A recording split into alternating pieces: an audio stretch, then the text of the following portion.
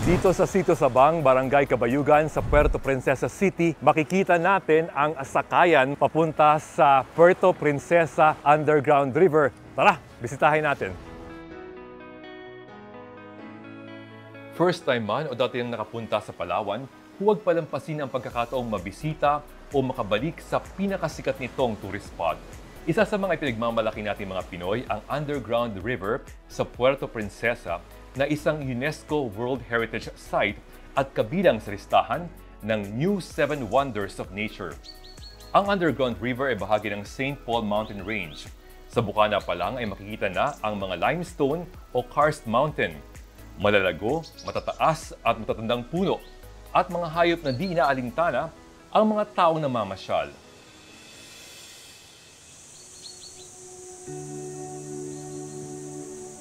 Sakay ng bangka na sinasagawa ng tour guide, malilibot ito sa loob ng mahigit sa 1 oras.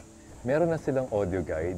Naririnig natin dito yung description. Kasi wala na yung guide na nagsasalita talaga. Bawal na mag-ingay kasi sa loob. Makikita rito ang mga kakaibang mineral formations, mga stalactites at stalagmites na iba't ibang hugis gaya ng tao, hayop at gulay.